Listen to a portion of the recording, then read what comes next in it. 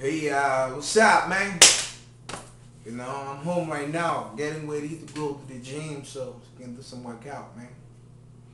Yeah, man. So, qu'est-ce qu'il l'amour? You know, a lot of people keep saying that, they don't believe in love. Love is bullshit.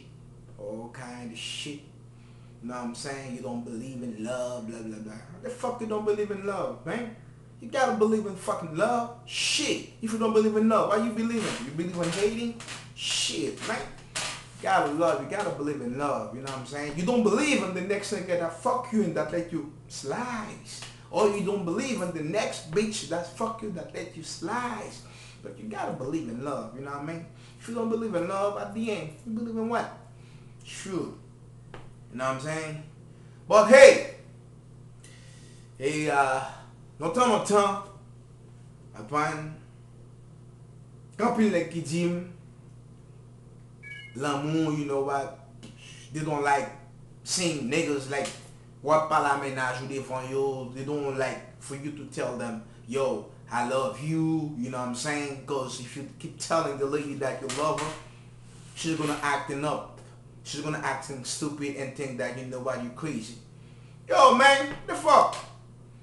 I love my girl. I tell my girl I love her every day, 20 fucking 4/7. And if she has a problem with that, man, fuck up. You know what I mean? So, fuck a di menaj que you know what, ou remen, fuck a bay atensyon. You go vin di que you know what, ou pa bay atensyon. Paske lo ba fom nan top atensyon, be lo ba neg da top atensyon, bullshit. Mbo attention 24/24. But if you fucking acting up, you think I'm gonna leave in your ass? Hey, bitch, you fucking crazy. I'll leave you in a minute. Papa. Know what I'm saying? Fuck. Même j'avoue un cliché. Même là, m'a chulo, m'a relaxé avant. Mais debout font caca, me file. Yi! Il est mal au attendre des bruits à passer. But, okay, so, ça y est, man. T'as rien aimé mon adike, ou m'pa prendre, m'pa boire attention. Fuck. I love you. Gotta be real, man. True love, man. Fuck that. I don't play that game, you know what I'm saying? I'm not gonna give you no attention, shit like that. I love you. You know what I'm saying? I'm gonna do right by you. You gotta do right by me too. Yeah. Know what I mean? So, afè pou re mon fi ou bien on femme ou re mon garçon pou ap propose, you know what, ou ap cache nan moun. Kounya si moun nan si moun nan te remon ou nan cache moun nan di, ah, bon femme nan pa reme mon cher. Et puis le vire le pon l'autre, ou yon pa regret.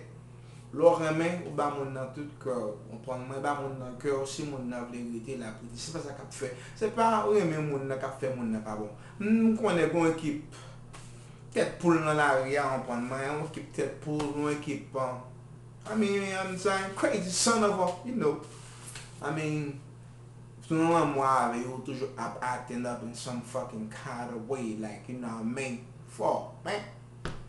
Like, yo, people probably say, why you fucking cursing too much in your shit, man? That's my shit, man. You know what I'm saying? We curse every fucking day, man. Shoot.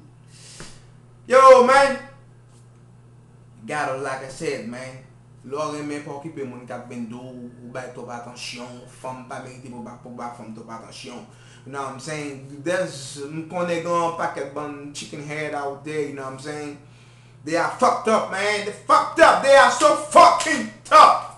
You know what I'm saying? Yo te nan relasyon kote ap trete yo kou ten anpon man, lò vin yo jounon neg ap trete yo kou bien, yo pense yo, pati pou yo trete yo kon sa fò trete yo tan kou ten.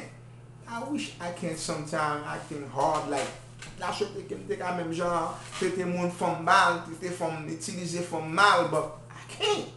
Fuck, I just can't. Know what I'm saying? But like I said, man, when you love with your heart, man. Don't say you don't believe in love, motherfucker.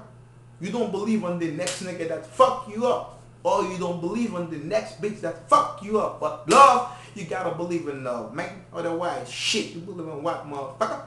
Shit. You know what I'm saying? And everything in life, it's pain and gain. You know what I'm saying? You have to be in pain to gain some shit.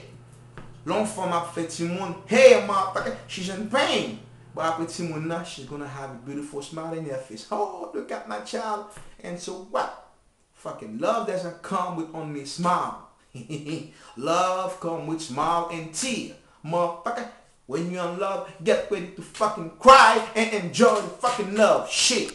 Yo! Timano, Black Fresh, Orlando, my brother. Big up, love. Amen. Motherfucker.